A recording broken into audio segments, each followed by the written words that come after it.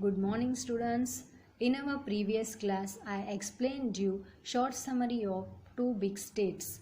Now I explain in detail this chapter. Two big states, Kannauj, Harshvardhan. King Harshvardhan was born in 606 CE after the death of his father Prabhakarvardhan. Harshvardhan's elder brother Rajvardhan ascended the throne of Taneshwar. However, Rajvardhan was killed by king of Gaud Shashank.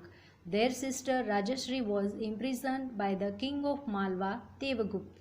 Under these circumstances, as advised by the leaders of the kingdom, Harshvardhan shouldered the responsibility of Taneshwar, present Punjab Haryana.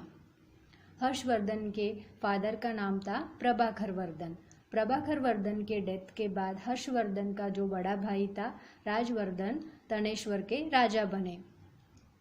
Rajvardhan को युद्ध में king Shashank ने मार डाला. तो उसके बाद उसके जो सिस्टर थी राजश्री, उनको मालवा के जो राजा थे देवगुप्त, उन्होंने बंदी बनाया.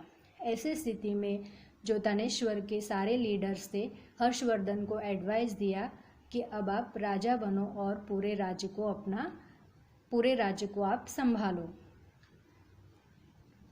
Next paragraph.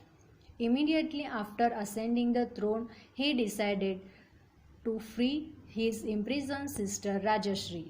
In the meanwhile, she had escaped from the clutches of Devagupta and ran away into the Vindhya forest. He went in search for his sister, and with the help of the people living in the forest and a Buddhist hermit Divakaramitra, he stopped her from committing sati. Since Rajashri's kingdom Kannauj was without any king at that time, Harshvardhan became its ruler. Later he defeated Devagupta, the king of Malwa. जैसे ही हर्षवर्धन राजा बने तो उन्होंने सबसे पहले सोचा कि अपनी sister Rajshree को बंधन से मुक्त कराए. उतने में ही जो राजश्री थी तो देवगुप्त के बंधन से भाग के विंध्य फॉरेस्ट में चली गई थी. तो राजा हर्षवर्धन उनको ढूंढते हुए विंध्य फॉरेस्ट में चले गए थे. तो तब उन्होंने एक बुद्धिस्ट सन्यासी से मिले. उनका नाम था दिवाकर मित्र. तो दिवाकर मित्र जो राजश्री सती करना चाहती थी, मतलब वो अपना देह त्यागना चाहती थी, उन्होंने उनको समझाया और उसको वो काम करने के लिए उनको मना किया. तो राजश्री का किंगडम था कन्नौज. तो वहाँ पे कोई राजा नहीं थे. तो हर्षवर्धन वहाँ के रूलर बन गए. उसके बाद जो देवगुप्त थे मालवा के किंग, तो उनको उन्होंने युद्ध में हरा दिया. As part of his preparation to launch an attack on Shashank, the Gaud king, he formed an alliance with the king of Kamrup and Bhaskar Varman.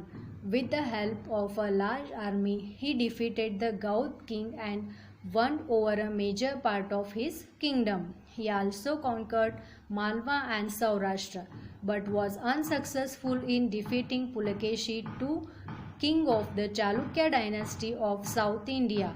After 7 successive victories, Taneshwar emerged as a large kingdom in North India. तो हर्षवर्धन ने सोचा जो गौ शशांक है उनके ऊपर attack करने के बारे में उन्होंने सोचा. तो उसके लिए उन्होंने कुछ राजाओं का मदद लिया, जैसे कामरूप और भास्कर वर्मन से मिलके वो अपना बड़ा आर्मी बनाया और गौ शशांक को युद्ध में हराया और मालवा और सौराष्ट्र को अपने कब्जे में ले लिया. ऐसे ही वो सारे राज्य पर अपना विजय प्राप्त करते हुए चले गए. लेकिन पुलकेशी II जो राजा थे साउथ इंडिया के चालुक्य डायनेस्टी के, उनको वो हरा नहीं पाए.